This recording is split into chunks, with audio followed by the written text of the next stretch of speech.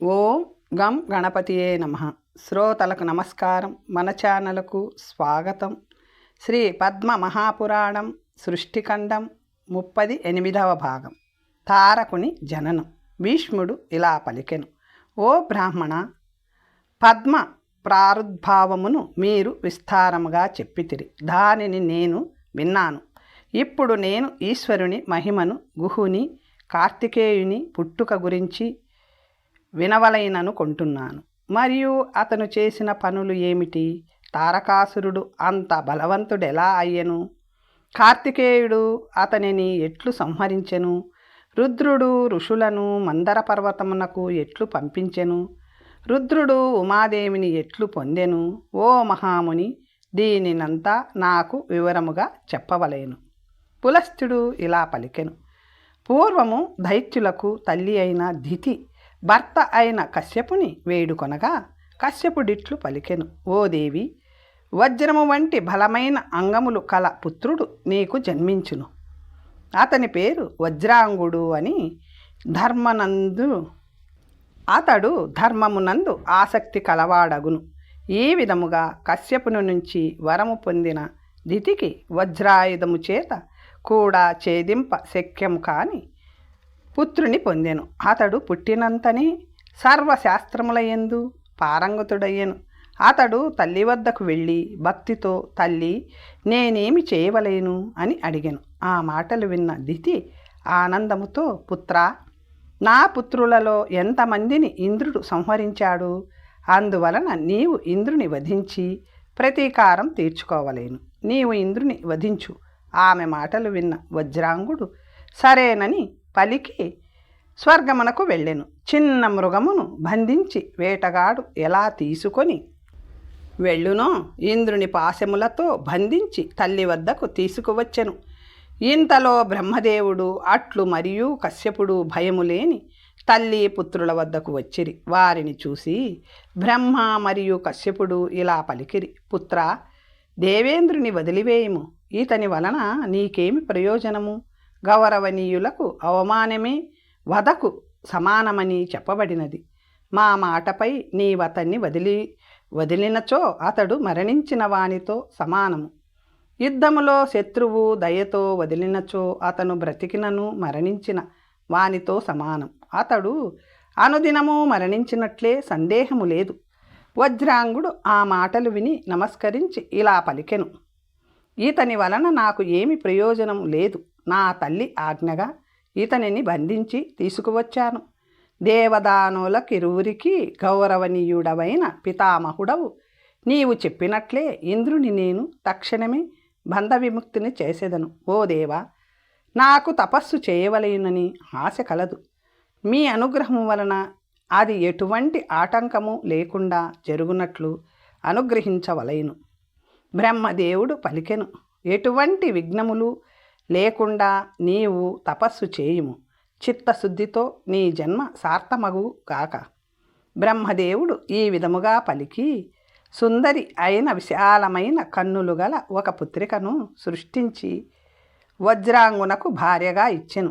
ఆమెకు వరాంగి అని పేరు పెట్టి బ్రహ్మదేవుడు వెళ్ళిపోయెను. వజ్రాంగుడు వరాంగితో తపము ఆచరించుటకు అడవికి వెళ్ళెను. శుద్ధ మనస్కుడు, పద్మపత్రముల వంటి కన్నులు గలవాడు అయిన దైత్యవతి చేతులు రెండు పైకెత్తి 1000 సంవత్సరముల కాలము పంచాగ్నుల మధ్య నిలబడి నిరాహారుడై తీవ్రమైన తపస్సును ఆచరించెను. మరో 1000 సంవత్సరముల కాలము నీటిలో ప్రవేశించి తపస్సు చేసెను. అతనితో పాటు పతివ్రత అయిన అతని భార్య కూడా మౌనముగా నీటి ఒడ్డున తపస్సు చేయుచుండెను. ఆమె ఆహారము స్వీకరించకుండా ఘోరమైన తపస్సును చేసెను. ఈ విధముగా తపస్సు చేయునప్పుడు ఇంద్రుడు ఆమెను ఎన్నో విధములుగా భయపెట్టెను. ఒకసారి కోతి రూపములో ఆశ్రమములో ప్రవేశించెను. ఆమె బ్రసి ఆసనమును తీసుకు వెళ్ళిపోయెను. గంధము మొదలైనవి ఉన్న పెట్టెను పాత్రను పట్టుకు వెళ్ళిపోయెను. అనంతరము సింహరూపము ధరించి ఆమెను భయపెట్టెను. తరువాత సర్పాకారము ధరించి ఆమె 2 కాళ్లను కరిచెను. అయినను ఆమె తపో ప్రభావము వలన మరణించలేదు. ఈ విధముగా ఇంద్రుడు వరాంగిని అనేక విధములుగా బాధించెను. అయినను అతడు తృప్తి చెందలేదు. వెంటనే మరలా వచ్చెను.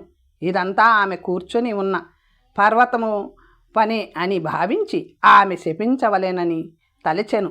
ఆమె శాపమిచ్చుటకు ఉద్యుక్తురాలైనప్పుడు పర్వతము మానవ రూపము ధరించి భయముతో వరాంగి ముందుకు వచ్చి ఇలా పలికెను. శైలము పలికెను, ఓ మహావ్రతురాలా, నేను దుష్టుడను కాను. సమస్త ప్రాణులు నన్ను ఆశ్రయించి సుఖముగా ఉండవలైనను కోపముతోనున్న ఇంద్రుడు నీకు ఈ అప్రియమును కలిగించుచున్నాడు. ఇంతలో 1000 సంవత్సరముల కాలం గడిచినది. బ్రహ్మదేవుడు వజ్రాంగుని తపస్సునకు మెచ్చి వజ్రాంగుని ముందుకు వచ్చి ఇలా పలికెను, ఓ దితిపుత్ర, నీ కోరికలన్నింటినీ తీర్చెదను. తపస్సు విరమించి లే. తపోనిధి అయిన వజ్రాంగుడు బ్రహ్మ పలికిన మాటలను విని చేతులు జోడించి బ్రహ్మతో ఇలా పలికెను, ఓ బ్రహ్మదేవా, నాకు క్రూరమైన అసురభావం ఉండకుండుగాక. ఉత్తమమైన లోకములు నాకు శాశ్వతముగా ఉండునట్లు అనుగ్రహించవలేను. నేను ఎల్లప్పుడూ తపస్సునందు ఆసక్తుడగునట్లు వరము ఇవ్వవలేను. ఆ మాటలు విన్న బ్రహ్మదేవుడు అట్లే అగుగాక అని వరమిచ్చి నిజవాసమునకు వెడలెను. వజ్రాంగుడు కూడా తపస్సు పూర్తి చేసి భార్యను చూడదలిచి ఆశ్రమమునకు వెళ్ళెను. కానీ ఆమె అక్కడ కనిపించలేదు. ఆకలిచే పీడింపబడి అతడు పర్వతముపై నున్న వనమునకు వెళ్ళెను. ఫలమూలముల కోసం అతడు వెతుకుచున్నప్పుడు నిస్సహాయ స్థితిలోనున్న తన భార్యను చూసెను. ఏడ్చుచున్న ఆమెను ఊరడించి ఇలా పలికెను. వజ్రాంగుడు పలికెను, భద్రే, యమలోకమును పొందవలేనన్న కోరికతో ఎవరు నీకు దుస్థితిని కలిగించారు? నీకేమి కావలేనో వెంటనే కోరుకునుము. వరాంగి ఇలా పలికెను, దుష్టుడైన ఇంద్రుడు భర్త లేని దాని వలె నన్ను అనేక విధములుగా భయపెట్టి తిరస్కరించి కొట్టి అనేక విధములుగా హింసించెను. నా కష్టములకు అంతము లేకపోవుట చూసి నేను ప్రాణములు వదలవలేనని నిశ్చయించుకున్నాను. ఈ దుఃఖసాగరము నుంచి నన్ను ఉద్ధరించు, కుమారుని ప్రసాదించవలెను. ఆమె మాటలు విన్న వజ్రాంగుడు కోపోద్రిక్తుడై ఇంద్రుని నశింపచేయు శక్తి కలిగినను తిరిగి తపస్సు ప్రారంభించెను. అతని భావమును తెలిసిన బ్రహ్మదేవుడు దితిపుత్రుడున్న ప్రదేశమునకు వెంటనే వచ్చి ఇలా పలికెను, పుత్ర, నీవెందుకు తిరిగి తపోవ్రతమును ప్రారంభించుచున్నావు? నీవు కోరుకున్న ప్రకారము బలవంతుడైన పుత్రుని నీకు ప్రసాదించెదను. వజ్రాంగుడు ఇలా పలికెను, ఓ బ్రహ్మదేవ, నీ ఆజ్ఞగా నేను తపస్సును విరమించాను. ఆశ్రమమునకు వచ్చి చూడగా నా భార్యను ఇంద్రుడు బెదిరించినట్లు తెలిసి వచ్చినది. అప్పుడు ఆమె తన దుఃఖము నుంచి ఉద్ధరించు కుమారుని ప్రసాదించమని వేడుకున్నది. నీవు నా యందు ప్రసన్నుడవైనచో నాకు తారకుడైన తరింపచేసే కుమారుని ప్రసాదించవలేను. బ్రహ్మ ఇలా పలికెను, ఓ వీరుడా, నీ తపస్సు చాలు. తిరిగి క్లేశములను అనుభవించవద్దు. నీకు తారకుడను పేరుతో బలవంతుడైన కుమారుడు కలుగును. బ్రహ్మ ఈ విధముగా పలుకగా వజ్రాంగుడు సంతోషించి బ్రహ్మకు నమస్కరించి అతని భార్య వద్దకు వెళ్ళి బ్రహ్మ పలికిన వచనములను దుఃఖితురాలైన ఆమెను సంతోషపరిచెను. అంతటా ఆ దంపతులు వారి ఆశ్రమమునకు వెళ్ళిరి. వరవర్ణిని అయిన వరాంగి గర్భవతి అయి ఆ గర్భమును 1000 సంవత్సరములు ధరించెను. 1000 సంవత్సరముల తరువాత ఆమెకొక కుమారుడు జన్మించెను. లోక భయంకరుడైన ఆ కుమారుడు జన్మించినప్పుడు భూమి కంపించినది. సముద్రములు అల్లకల్లోలమైనవి. పర్వతములు ఊగినవి. భయంకరమైన గాలులు వీచినవి. ఋషిశ్రేష్ఠులు మంత్రములను జపించిరి. క్రూర మృగములు భయంకరముగా అరిచినవి. సూర్యచంద్రులు తేజస్సు కోల్పోయిరి. దిక్కులన్నీ మంచుచే కప్పబడినవి.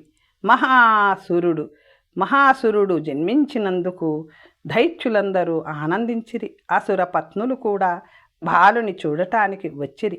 వారంతా హర్షముతో పాడిరి. అప్సరగణాలు నాట్యము చేసిరి. దానవులు గొప్ప ఉత్సవము చేసుకొనిరి. దేవేంద్రునితో పాటు దేవతలందరూ దుఃఖితులయ్యిరి. ఆ సమయములో వరాంగి కూడా పుత్రుని చూసి గొప్ప సంతోషమును పొందెను. దైత్యేంద్రుడైన వజ్రాంగుడు కూడా చాలా సంతోషించెను. తారకుడు జన్మించినంతనే అసుర రాజ్యమునకు పట్టాభిషేక్తుని చేసిరి. అసుర రాజ్యమును పొందిన తారకుడు ఇలా పలికెను: అసురులారా, నా మాటలు వినండి. దేవతలు మన దానవ వంశమును నాశనము చేయుదురు. మన జ్ఞాతి ధర్మము వలన మనకిరువురికి శాశ్వత వైరమున్నది. అందువలన దేవతలను నియంత్రించుటకు మనము తపస్సు చేద్దాము. ఆ తపశ్శక్తితో బాహుబలమును పొంది ఆ బలముతో దేవతలను నాశనము చేద్దాము. ఇలా పలికి వారినందరినీ ఒప్పించి పారియాత్ర పర్వతములకు వెళ్ళి తపస్సు మొదలుపెట్టిరి. 100 సంవత్సరముల పాటు పంచాగ్నుల మధ్యలో నిలబడి తపస్సు చేసిరి. ఆహారము తీసుకోకుండా ఆకులను జలమును మాత్రము స్వీకరిస్తూ తపస్సు చేసిరి. ఈ విధముగా వారు 10,000 సంవత్సరముల కాలం తపస్సు చేయగా వారి శరీరములు శుష్కించినవి, తపశ్శక్తి పెరిగినది. అంతటా బ్రహ్మ తపస్సునకు మెచ్చుకొని దైత్యపతికి ప్రత్యక్షమై, ఓ సువ్రత, వరము కోరుకొనుము అని పలికెను. అప్పుడు తారకుడు, నేను ఏ ప్రాణి వలనను మరణము పొందకూడదు అని కోరెను. అంతటా బ్రహ్మ తారకునితో, పుట్టిన వారికి మరణం తప్పదు. అందువలన నీకు ఎవరి వలన మృత్యు భయము లేదో వారి చేతిలో మృత్యువును కోరుము. అంతటా ఆ దైత్యేంద్రుడు గర్వముచే మోహితుడై 7 రోజుల బాలుని చేతిలో మరణము కోరుకొనెను. బ్రహ్మ తదాస్తు అని పలికి వెడలెను. దైత్యుడు కూడా ఇంటికి వెళ్ళెను. మంత్రులతో, మంత్రులారా, సైన్యమును వెంటనే సిద్ధము చెయ్యండి. మీరు నన్ను సంతోషపరచాలనుకుంటే మనం వెంటనే దేవతలను నిగ్రహించవలయును. వారిని నిగ్రహించినచో నాకు గొప్ప ఆనందము కలుగును. తారకుని మాటలు విన్న గ్రసనుడు సైన్యాధ్యక్షుడై సైన్యమును సిద్ధము చేసెను. రణబేరి మ్రోగించి దైత్యులనందరినీ పిలిచెను. చండ విక్రములైన 10 కోట్ల దైత్యులు అచ్చటికి వచ్చిరి. ఆ సైన్యమునకు జంబుడు, కుజంభుడు, మహిషుడు, కుంజరుడు, మేఘడు, కాలనేమి, నిమి, మంధనుడు, జంబుకుడు, శుంభుడు అని 10 మంది నాయకులయ్యిరి. వీరు కాకుండా 100ల కొలది వీరులు ఉన్నారు. తారకుడు 1000 గ్రద్దలను పూంచిన 4 యోజనముల పొడవున్న రథములో అచ్చటికి వచ్చెను. ఆ రథమునకు 8 చక్రములున్నవి. గ్రసుడు పులులను, జంబుడు సింహములకును, కుజంభుడు గాడిదలను, కుంభుడు గుర్రములను పూంచిన రథమును ఎక్కిరి. ఏనుగులను పూంచిన రథమును, మేఘుడు కుష్మాండమును పూంచిన రథమును, కాలనేమి 4 దంతములు కలిగిన పర్వతము వంటి ఏనుగుపై నిమి వచ్చిరి. మంధనుడు గుర్రముపై మహాబలిష్ఠుడైన జంబకుడు పర్వతము వంటి పెద్ద వంటిపైన వచ్చిరి. శుంభుడు మేషము పైన మిగిలిన దైత్యులు వివిధ వాహనాలలో కవచములు ధరించి, కుండలములను ధరించి, వివిధ ఆభరణములను ధరించి యుద్ధమునకు బయలుదేరిరి. మదించిన ఏనుగులతో, గుర్రములతో, రథములతో, పదాతులతో దైత్యసేన మహాభయంకరముగా నున్నది.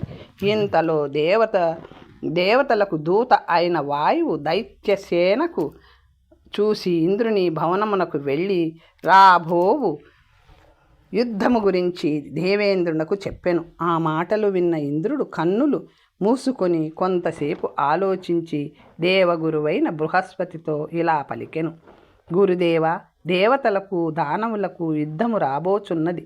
రాజనీతిని అనుసరించి ఇప్పుడు కర్తవ్యమేమిటో చెప్పవలేను. ఇంద్రుని మాటలు విన్న వాక్పతి బుద్ధిమంతుడు అయిన బృహస్పతి ఇంద్రునితో ఇలా పలికెను: సురశ్రేష్ఠ, విజయముతో కోరువాడు నీతులలో సామనీతిని ముందుగా అవలంబించవలయును. చతురంగ బలములను సిద్ధముగా ఉంచవలయును. జయము కోరువాడు మొదటి నుంచి అనుసరించి మార్గమే ఇది. సామధాన భేద దండమని 4 విధములు. నీతిలోనున్నవి ఆశతో ఉన్నవానికి సామంత్రముగా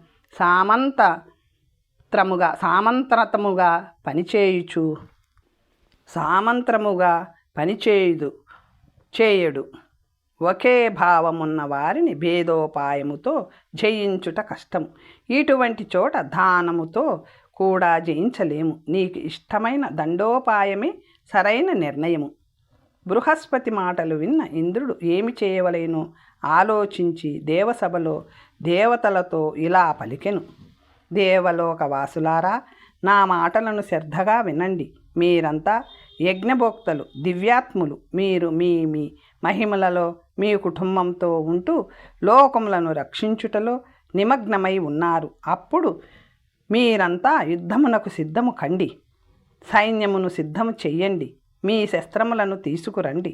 ఆ శస్త్రదేవతలను పూజించండి. వెంటనే వాహనములను, విమానములను ఒక్క చోటికి చేర్చండి. యముని సైన్యాధిపతిగా చెయ్యండి. దేవేంద్రుడు ఈ విధముగా పలుకగా దేవతలలో ప్రధానులైన వారు సిద్ధమై అంతా సిద్ధము చేసిరి. చిన్న బంగారు గంటలు కలిగిన అనేక గుర్రములను పూంచిన అనేక ఆశ్చర్యములు కలిగిన మాతలి సారథిగా ఇంద్రుని రథము ప్రకాశించినది. యముడు మహిషముపై కూర్చొని ప్రళయకాల అగ్ని జ్వాలలతో కూడి క్రూరమైన సేవకులతో పరివృతుడై సేనకు ముందు భాగములో నిలిచెను. అగ్ని ప్రళయకాల జ్వాలలను ఆకాశమంతా నింపుతూ మేకవాహనముపై కూర్చొని శక్తి ఆయుధమును చేత ధరించి యుద్ధమునకు సిద్ధమయ్యెను. వాయువు అంకుశమును చేత ధరించి తన వేగమును పెంచి యుద్ధమునకు సిద్ధమయ్యెను. నీటికి రాజైన వరుణుడు సర్పరాజుపై కూర్చొని యుద్ధమునకు సిద్ధమయ్యెను. రాక్షసులకు రాజైన నివృత్తి తీక్షణమైన కత్తితో నరులను పూంచబడిన రథములో సిద్ధమయ్యను. చేతిలో గదను ధరించి ధనాధిపతి అయిన కుబేరుడు సింహములు పూంచిన రథముపై సిద్ధమయ్యను. చంద్రుడు, సూర్యుడు, అశ్వినీ దేవతలు చతురంగ సేనలతో సిద్ధమైరి. ఈ విధముగా 33 కోట్ల దేవతల సేన ఒక్కచోట చేరినది. హిమవత్ పర్వతము వలె ఉన్న చామరాలతో అలంకరింపబడిన బంగారు కమలముల మాలను ధరించిన శిరస్సుపై నుంచి కారుచున్న మదజలము చుట్టూ దుందుబులు ముసురుచున్న ఐరావతముపై పాకశాసనుడు బలిష్ఠుడు భుజకీర్తులతో ప్రకాశించుచున్న భుజములు కలవాడు, 1000 కన్నులు కలవాడు, అందరి చేత నమస్కరింపబడువాడు అయిన ఇంద్రుడు కూర్చొని యుద్ధమునకు సిద్ధమయ్యెను. ఏనుగులు గుర్రములతోనూ తెల్లని చిత్రములతోనూ ధ్వజములతోనూ శోభించుచున్న అనేక రకములైన ఆయుధములతో తమకు జయము తప్పక కలుగునని భావించిరి. అనంతరము బలవంతులైన అశ్వినీలు, మరుత్తులు, సాధ్యులు, యక్షులు, రాక్షసులు, గంధర్వులు ఇంద్రుడు దివ్యమైన అస్త్రములను చేత ధరించి దైత్యపతి అయిన తారకునిపై దాడి చేసిరి. అయితే వజ్రపర్వతము వలె ఉన్న ఆ తారకుని శరీరమును ఆయుధములు ఏమీ చేయలేకపోయాయి. అప్పుడు తారకుడు రథము నుంచి క్రిందికి దుమికి చేతులతోనూ మోచేతులతోనూ కోట్ల కొలది దేవతలను కొట్టెను. దేవతలు ప్రాణభయంతో ఆయుధములను వదిలి అన్ని దిక్కులలో పారిపోయిరి. పారిపోవుచున్న దేవతలను చూసి తారకుడు ఇలా పలికెను. దైత్యులారా, దేవతలను చంపవద్దు. వారిని బంధించి తీసుకొని రండి. వారిని వజ్రాంగునకు చూపించెదము. ఆ మాటలు విన్న దితిపుత్రులు తారకుని మెచ్చుకొని దిక్పాలకులందరినీ బంధించి పశువుల కాపరి పశువులను తాళ్లతో కట్టి లాగుకొని వెళ్ళునట్లు దేవతలను లాగుకొని వెళ్ళిరి.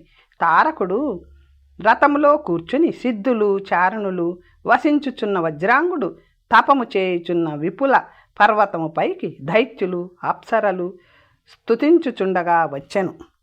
పులస్తుడు ఇలా పలికెను. మంచి పట్టు వస్త్రములను ధరించిన ద్వారపాలకుడు మోకాళ్లపై నిలబడి సూర్యుని వెలే ప్రకాశించుచున్న తేజోమయమైన దేహము గల దైత్యపతితో కొంచెము మాటలలో ఇలా పలికెను. కాలనేమి దేవతలను బంధించి ఇక్కడికి తీసుకొని వచ్చెను. వీరిని ఎక్కడ ఉంచాలి చెప్పవలేనని విజ్ఞప్తి చేయుచున్నాడు. ద్వారపాలకుడు పలికిన మాటలు విన్న దైత్యేంద్రుడు వారికిష్టము వచ్చిన చోట స్వతంత్రులై ఉండని. ఇప్పుడు ఈ 3 లోకములు నావి. అయితే ఇంద్రుని మాత్రము తల బోడి చేసి తెల్లని వస్త్రములు ధరింపచేసి సునక పాదముల గురుతులు వేసి అప్పుడు వదలండి. తారకుడు ఈ విధముగా చేసిన పిదప దేవతలు దుఃఖితులై పద్మ సంభవుడైన బ్రహ్మదేవుని వద్దకు బయలుదేరిరి. బ్రహ్మ వద్దకు వెళ్ళి సాష్టాంగ నమస్కారములు చేసి మంచి మాటలతో బ్రహ్మను స్తుతించిరి. ఓంకారము పుట్టుటకు కారణమైన వానికి, ప్రపంచములోనున్న అనేక రూపములకు కారణమైన వానికి మా నమస్కారం. సృష్టించిన పిదప సమస్త భూతములకు మూలమైన వాడా, అనంతరము వాటిని సంహరించుటయందు ఇచ్చకలవాడా, నీకు నమస్కారం. ఓ బ్రహ్మదేవా, వ్యక్తములలో కనిపించే వాటిలో ఆది భూతము అయిన నీకు నమస్కారం.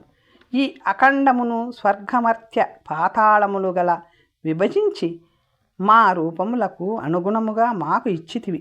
మేరు పర్వతము నీ జరాయుజము, ఆకాశమును సృష్టించిన వాడవు నీవు. నీ దేహము నుంచి దేవతలను సృష్టించితివి. భూతములన్నీ నీ శరీరములోనే సంచరించును. అంతరిక్షమే నీ శిరస్సు, చంద్ర సూర్యులే నీ నయనాలు, సర్పములే నీ వెంట్రుకలు, దిక్కులే నీ చెవుల రంధ్రములు, యజ్ఞమే నీ దేహము, నదులే నీ సంధి ప్రదేశములు, భూమి నీ పాదములు, సముద్రములే నీ ఉదరములు. మాయను సృష్టించిన వాడవు నీవు. వేదములలో చెప్పబడిన ముఖ్య కారణము నీవే. నీవు శాంతుడవని వేదములు చెప్పుచున్నవి. జ్యోతిస్వరూపమైన సూర్యుడవు నీవే. వేద అర్థమును తెలుసుకొని బుద్ధితో యోచించి హృదయ కమలమందు ఆసీనుడవైన సనాతనుడవైన నిన్ను వివరింతురు. ఆత్మస్వరూపుడవైన నిన్ను యోగులు మాత్రము తెలుసుకుందురు. సాంఖ్యులు ప్రతిపాదించి సప్త సూక్ష్మ రూపములకు మూలము నీవే. వారు చెప్పిన 8వ వాడైన ఆత్మము నీవే. నీవు మాత్రము ఆత్మ అయినందున వారిలో వసింతువు. స్థూలము సూక్ష్మము అయిన రూపములను చూసి వాటికి అనుసారముగా కారణములు కల్పించి వేరు చేసితివని కొందరు చెప్పుదురు. అన్నీ నీ నుంచే ఉద్భవించినవి. జీవుల పూర్వజన్మ వాసనలననుసరించి వాటిని నీవే సృష్టింతువు. కాలము నీవు ఏర్పరిచిన సంకేతమే. దాని మూలము నిగూఢము, కొలుచుటకు సాధ్యము కాదు. కనిపించని జీవుల పదార్థముల నాశనమునకు కారణమైన కాలస్వరూపుడవు నీవే. కాలమునకు కర్తవు నీవే. దానికి నిదానము నీవే. నిన్ను స్థూలుడని, నాశకుడని, ఉత్పన్నకర్త అని చెప్పుదురు. స్థూలమైన దానిని ఆదరించువాడవు నీవే అని చెబుతారు. అందువలన నిన్ను పురాణములలో స్థూలుడని చెప్పుదురు. ప్రతి భూతమునందును ఉత్తమమైన స్థితిని కల్పించితివి. ప్రతి జీవి మనస్సులోనూ ఉండి వారికి కావలసిన దానిని నీవే ఇచ్చుదువు. ఈ విధముగా నీవు స్వామివై నీ యందు భక్తి కలిగిన వారికి రక్షకుడవై ఉందువు. కష్టముల నుంచి వారిని ఉద్ధరింతువు. ఈ విధముగా దేవతలు బ్రహ్మను స్తుతించిరి. ఆ తరువాత వారు వారి కోరికలను స్మరించుకుంటూ బ్రహ్మ ముందు నిలిచిరి. బ్రహ్మ వారి స్తుతికి ప్రసన్నుడై ఎడమ చేతితో వారికి అనుగ్రహ సంజ్ఞ చేస్తూ వారితో ఇలా పలికెను. ఓ ఇంద్ర, ఆభరణములను చేతుల నుంచి తీసివేసిన విధవ రాళ్ల వలె వాడిపోయిన పద్మము వలె మీ ముఖములు ఎందుకు ప్రకాశించుటలేదు? ఓ ఇంద్ర, ఓ అగ్ని, నీవు పొగతో కూడుకొని ఉండకపోయినను నీవు ఎందుకు ప్రకాశించుటలేదు? ఓ యమ, వ్యాధిగ్రస్తుని వలె అడుగడుగుకు నీ యమదండముచే లాగబడినట్లు కష్టపడుచున్నావు. ముఖములో ప్రకాశము లేదు. ఓ చంద్ర, భయపడుచున్నవాని వలె మాట్లాడుచున్నావెందుకు? రాక్షసేంద్రునిచే బంధింపబడి దెబ్బతిన్నవాని వలె ఉన్నావు. కారణమేమిటి? ఓ వరుణ, అగ్నిచే చుట్టుముట్టబడినట్లు నీ శరీరమంతా ఎండిపోయినదెందుకు? నీ కాళ్ళలో రక్తమే లేదు. చూడు. ఓ వాయు, కత్తి చివర్ల నిన్ను తరుముచున్నట్లు ముఖము కళావిహీనమైనదెందుకు? ఓ కుబేర, నీ ధనాధిపత్యమును వదిలి వంగి ఉండుటకు కారణమేమిటి? ఓ రుద్ర, త్రిశూలధారి సూర్యుడవని నీకు పేరు. మరి ఆ తీవ్రతను ఎవరు అపహరించారు? నాకు చెప్పు. సదా పరబ్రహ్మయందు లీనమైన బ్రహ్మ ఈ విధముగా పలుకగా వక్తలలో శ్రేష్ఠుడైన వాయువును మాటలాడమని దేవతలందరూ పలికిరి. ఇంద్రాది దేవతలచే ప్రేరేపింపబడి వాయువు చతుర్ముఖునితో ఇలా పలికెను. ఓ బ్రహ్మదేవ, చరాచరములను తెలిసినవాడా, ఇంద్రుని ముందుంచుకొని యుద్ధమునకు వెళ్ళిన దేవ సైన్యము నంతటినీ దైత్యసేన జయించినది. అద్భుతమైన యాగములను నీవు ప్రపంచము యొక్క స్థితి కోసం ఏర్పరిచితివి. దాని వలన యజ్ఞము చేసిన ఋషులకు కోరిన ఫలములన్నింటినీ పొందుచుండిరి. అందువలననే అవిస్సును పంచుకొనుచున్న దేవతలకు నీ ఆజ్ఞగా స్వర్గము నివాసమయ్యను. దైత్యులు దేవతల విమానములను అపహరించారు.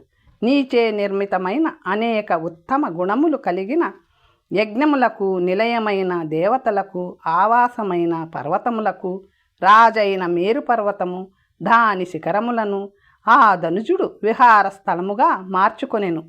అనేక రత్నములతో నిండి ఉన్న పర్వత గుహలు దైత్యులకు ఆశ్రయము అయ్యెను. ఆ అసురుని భయము వలన దుఃఖితులమై మా దేహములు ఈ విధముగా అయినవి. మొదటి యుగములో సమస్త దిక్కులను నీచే నిర్మితమై సమస్త దిక్కులను తన కాంతితో కాంతివంతము చేసి అనేక ప్రత్యేకతలు ఉన్న శ్రేష్టమైన వజ్రాయుధము ఆ దైత్యుని శరీరముపై పడి ముక్కలైనవి. అది ఇప్పుడు పనికి రాకుండా ఉన్నది. యుద్ధములో బాణములు దెబ్బలు తిని శరీరమంతా గాయములైన మమ్ములను తారకుని ద్వారపాలకులు తారకుని సభామందిరమునకు ఈడ్చుకు వెళ్ళిరి. శూలములు చేత ధరించిన అతని సైనికులు మమ్ములను క్రింద కూర్చొండబెట్టిరి. మమ్ములను ఇలా పరిహాసము చేసిరి. దేవతలారా, మీరు మిక్కిలి ధనవంతులు, తమ ఇష్టార్థములను పూర్తిగా నెరవేర్చుకున్నారు. మీరు మితభాషులు. ఇది ఇంద్రుని సభ కాదు, దైత్యరాజు సభ. శాస్త్ర ప్రకారం మాటలాడు వారికి ఇక్కడ ఎటువంటి అడ్డు లేదు అని పలికి దైత్యుని సైనికులు మమ్ములను పరిహసించిరి.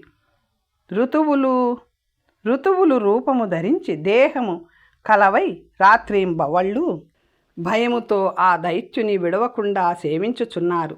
సిద్ధులు, గంధర్వులు, కిన్నెరలు శృతిలయ తప్పకుండా శ్రావ్యముగా చక్కగా గానము చేయుచున్నారు. నియమము లేకుండా ఉపకార అపకారములను చేయుచున్నాడు. మిత్రులు, గురువులు, శత్రువులు మొదలైన వారి నడతకు సంబంధించి నియమమే లేదు. శరణార్థులను కాపాడకుండా త్యాజించాడు. సత్యమునకు ఆశ్రయమే లేదు. అతని దుర్గుణాలను పూర్తిగా వివరించుట ఎవరితరము? సృష్టికర్తయే దానిని తెలియనగును. ఈ విధముగా వాయువు దేవతల దీనస్థితిని వివరించి ఊరకుండెను. పద్మము వంటి ముఖము గల బ్రహ్మదేవుడు చిరునవ్వుతో ఇలా పలికెను. తారకుని వధించగల సమర్థుడు దేవదానవులలో ఎవ్వరూ లేరు. అతనిని సంహరించగలవాడు 3 లోకములలో ఇంకనూ పుట్టనే లేదు. తపస్సుతో 3 లోకములను దహించుచున్న అతనికి నేను కావలసిన వరములనిచ్చి శాంతపరిచాను. ఆ దైత్యుడు 7 దినముల వయస్సు గల బాలుని చేతిలో మరణం కోరుకున్నాడు. శంకరునికి పుట్టిన బాలుడు సూర్యుని వంటి తేజస్సు కలవాడు 7 దినముల వయస్సు గల బాలుని చేతిలో మరణం కోరుకున్నాడు. శంకరునికి పుట్టిన బాలుడు సూర్యుని వంటి తేజస్సు గలవాడు 7 రోజుల వయస్సు వచ్చిన తరువాత తారకుని సంహరించును. పూజ్యుడై శంకరునికి ప్రస్తుతం భార్య లేదు. హిమవంతుని పుత్రిక శివునికి భార్య అగును. అరణిలోని అగ్నివలె ఆమెకు బాలుడు జన్మించును. ఆ బాలుడు తారకుని ఎదుర్కొన్నప్పుడు అతడు జీవించజాలడు. ఆ తారకుని సంహరించు ఉపాయమును మీకు చెప్పాను. కొంతకాలం పాటు ధైర్యముగా ఉండండి. తరువాత మీరు అతని ఐశ్వర్యమును పంచుకోండి. బ్రహ్మదేవుని మాటలు విన్న దేవతలు బ్రహ్మదేవునికి నమస్కరించి వారి వారి స్థలములకు వెడలిరి. వారు వెడలిన పిమ్మట బ్రహ్మదేవుడు పూర్వము జన్మించిన నిశను స్మరించెను. అంతట పూజ్యురాలైన నిశ అంటే రాత్రి పితామహుని వద్దకు వచ్చెను. ఏకాంతములో విభావరిని చూసి ఆమెతో ఇలా పలికెను. ఓ విభావరి, రాత్రి దేవతలకు చేయవలసిన ఒక మహాకార్యము సమీపించినది. నీవు దానిని చేయవలేను. ఆ వివరములను నీకు చెప్పెదను, విను. దైత్య శ్రేష్ఠుడు, శత్రువు, దేవతలకు జయింప శక్యము కాని వాడు అయిన తారకుని సంహరించుటకు ఈశ్వరునకు ఒక కుమారుడు జన్మించును. శంకరుని పత్ని దక్షుని పుత్రిక అయిన సతీదేవి ఏదో కారణము వలన తండ్రిపై కోపముతో దేహమును విడిచెను. ఆమె తిరిగి హిమవంతునికి పుత్రికగా లోకములోని అత్యంత సుందరిగా జన్మించును. ఆమె విరహము వలన శివుడు 3 లోకములను శూన్యముగా భావించి సిద్ధులు నివసించే హిమవత్ పర్వత గుహలలో ఆమె జన్మను నిరీక్షిస్తూ ఉండును. గొప్ప తపస్సు చేసిన వీరికి జన్మించిన బాలుడే తారకునికి నాశకుడగును. సతీదేవి పుట్టినంతనే స్వల్ప జ్ఞానము కలిగి పతి విరహ దుఃఖమును అనుభవించుచు హరుని సంగమము కోరుకొనుచుండును. తపస్సులైన వారిరువురు సంగమము శుభప్రదము. అనంతరము వారిరువురికి మధ్య కొంచెము గొడవ జరుగుతుంది. అనంతరము తారకుని ప్రాణమునకు ముప్పు కలుగుతుంది. వారిరువురి సంగమ సమయములో వారి క్రీడలో మగ్నమైనప్పుడు నీవు వారికి విఘ్నము కలిగించవలేను. వారికి విఘ్నము ఎలా కలిగించాలో చెప్పెదను విను. ఆమె తన తల్లి గర్భములో ఉన్నప్పుడే శివుడు ఆమెను బెదిరించును. అనంతరము ఆమె కోపంతో తపస్సు చేసుకోవడానికి వెళ్ళిపోవును. తపప్రభావము వలన శివుని ద్వారా అత్యంత తేజోవంతుడైన పుత్రునికి జన్మనిచ్చును. అతడే దేవతల శత్రువులను వధించును. ఇందులో సందేహము లేదు. తరువాత కథ వచ్చే భాగంలో తెలుసుకుందాం. నమస్తే.